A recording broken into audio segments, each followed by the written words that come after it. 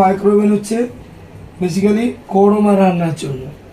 এবার নতুন তৈরি হয়েছে যেটা হচ্ছে গ্রিল আর কনভেকশন, যার জন্য এই জিনিসগুলো দেওয়া আছে। ঠিক আছে, এটা আবার রোটাসারি। মেন এর মধ্যে গরম আর রান্না করা, ভাত মাছ মাংস সবজি তরকারি রান্না করা। তো আমি যদি চাই, এই যে বাটনটা দেখতে পাচ্ছেন কুক মোডটাই হচ্ছে সব রকমের মাইক্রো, গ্রিল আর কনভেকশন। মাইক্রোতে রান্না হয়, গ্রিলে শেখা হয়, আর কনভেকশনে বেকিং হয়, কেক পিৎজা বিস্কিট এগুলো হয়। ঠিক আছে, তো আমি মাইক্রোতে রান্না করার জন্য মাইক্রোসেফ কন্টেনার কিনবো, যেগুলোকে বলা হয় বোরোসিলের, অথবা লেখাই থাকে মাইক্রোসেফ প্রুফ কন্টেনার। প্লাস্টিকের হয়, কিন্তু একটু ভালো কোয়ালিটি নিয়ে নেবেন। ঠিক আছে, প্লাস্টিকের আমরা ইউজ না করাটাই। হ্যাঁ, মাইক্রোসেফ ওই কাঁচের মতন দেখতে হয়, কাঁচের হোক সিরামিকও তো হয়, বোরোসিলের হয় বেসিক্যালি, ওটাই ভালো। আচ্ছা, যেমন আপনি এখানে দিয়েছেন, ধরুন আপনি একটা চা গরম করছেন, তো এইভাবে দিয়ে মাইক্রোতে যেতে হবে না, আচ্ছা, শুধু গরমের জন্য। শুধু দেখুন এখানে লেখা আছে +30 সেকেন্ড। আচ্ছা, একবার প্রেস করবেন, 30 সেকেন্ডের জন্য গরম হবে। আচ্ছা, যদি আপনি মনে করেন যে আমি এটা 30 সেকেন্ডের থেকে বেশি দেবো, আচ্ছা, তাহলে আপনি এটাকে চেপে চেপে দিতে পারেন, তাহলে মানে পাওয়ারটা বাড়বে, টাইমটা বাড়বে। ঠিক আছে, অথবা কেউ একবার এটা চাপার পরে এটা ঘোরাতে থাকে। আচ্ছা, এটা ঘুরে হচ্ছে সেম প্রসেস আছে না? Same process. এটা কিন্তু মাইক্রোতে হচ্ছে অনলি হিট বা আপনি কুক। ঠিক আছে, আমি স্টপ করে দিলাম, আরেকবার প্রেস করলে ক্লিয়ার হয়ে যাবে। আচ্ছা, ঠিক আছে, মোটামুটি 30 সেকেন্ড মতন হলো। দেখুন 30 সেকেন্ডে জলটা কেমন গরম হয়েছে, ভেতর পড়ে দিল।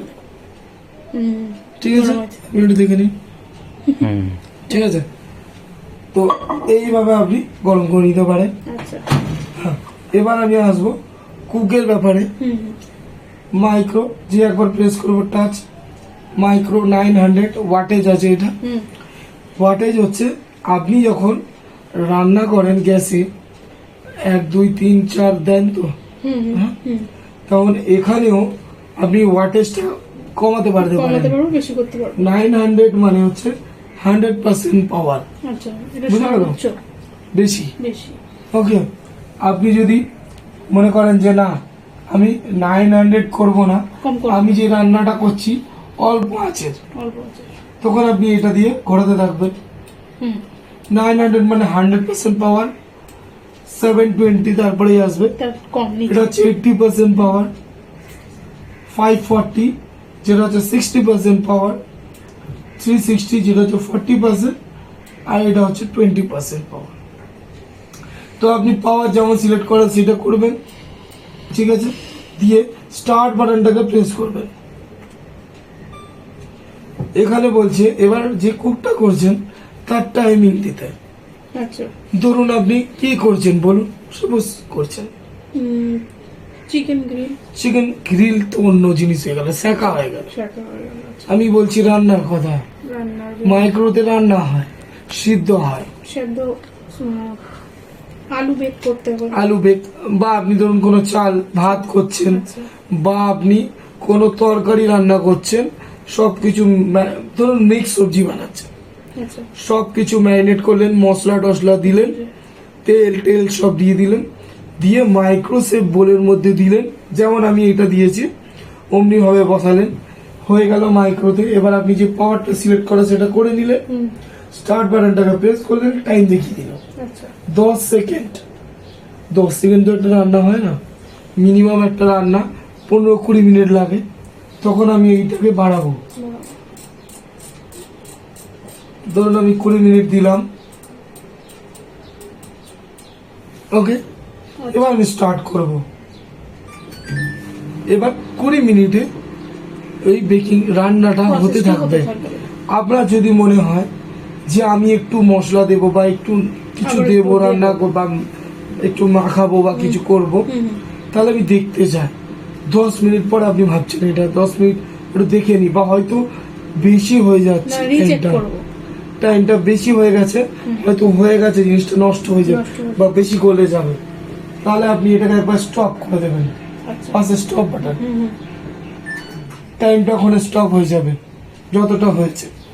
আমি টাইমটা ক্লিয়ার করলাম না, তার কারণ হচ্ছে এখন আমি জানি না ভেতরটা হয়েছে কিনা। বুঝে গেলাম। এবার আমি এটাকে খুলবো, খুলে আমি হাত দিয়ে বা যেমন আমি চামচ দিয়ে দেখে নেব। চেক করবো।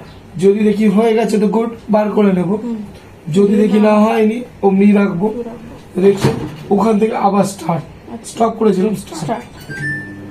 আবার স্টার্ট হয়ে যাবে কোনটা। আবার মানে আমার যতটা টাইমের দরকার আমি আবার টাইম। টাইমটা তো আপনার আটকে রয়েছে, আচ্ছা টাইমটা তো কোনো স্টপ করে দিয়েছিলাম, আচ্ছা তার জন্য রান্নাটাও স্টপ হয়ে গেছিল, টাইমও স্টপ। আচ্ছা এখন তো টাইমের ব্যাপার নেই, কারণ আমি 10 মিনিট দেখছি আর 20 মিনিট দিয়েছি, আচ্ছা বুঝে গেল। হুম হুম যদি আমি বাই চান্স এটাকে ডবল প্রেস করে দিই হুম স্টপটাকে, তাহলে ক্যান্সেল হয়ে যাবে, পুরো একদম ক্যান্সেল হয়ে যাবে। ঠিক আছে। তখন আবার আবার একদিন নতুন করে করতে হবে। নতুন করে আবার সব সেট আপ করতে হবে। বুঝে গেল, এটা হলো মাইক্রো কুক, বুঝে গেলেন। হুম আবার বলে দেবেন না চিকেন আমি তন্দুর করব, হ্যাঁ ঠিক আছে। তন্দুরের জিনিস আসছি এবার। আচ্ছা খুবই ভালো গরম আছে। হ্যাঁ আচ্ছা, দেখুন পাঁপড় যদি সেঁকতে চান হুম আমি এইভাবে দিতে পারি, ঠিক আছে। আচ্ছা আচ্ছা এবার এর প্রসেসগুলো আমি বোঝাচ্ছি। হুম হুম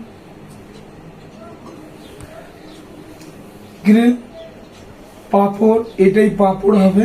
আচ্ছা এটার মধ্যে আপনাকে চিকেন গ্রিল হবে, চিকেন পনির। পনির হবে, এর মধ্যে ব্রেড শেখাও যাবে। আচ্ছা এবার আপনি যদি চিকেন অল্পের মধ্যে করছেন তখনই এখানে মানে 250 থেকে 300 এর মধ্যে, আচ্ছা তখন এখানে আসবেন। হুম যদি হাফ কিলোর উপরে হয় তখন এখানে যাবেন। আচ্ছা তার কারণ হচ্ছে 250-300 ওয়েট বেশি, এটা বেশি না বেশি না। থিকনেসটা, কিন্তু হাফ কিলো 1 কিলো থিকনেসটা বেশি হয়ে যাবে। হাইটটা তখন যদি এমনি হয়ে যায় তখন লেগে যাবে তো, বা এই গ্রিলটার সঙ্গে আটকে যাবে হুম হুম বা পুড়ে যাবে বেশিক্ষণ হলে।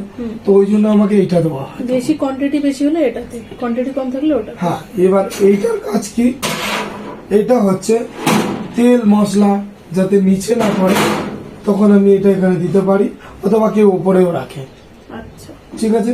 তুমি এখানেও দিতে পারি, আচ্ছা বুঝে গেল। হুম এবার আমি এটাকে দিলাম।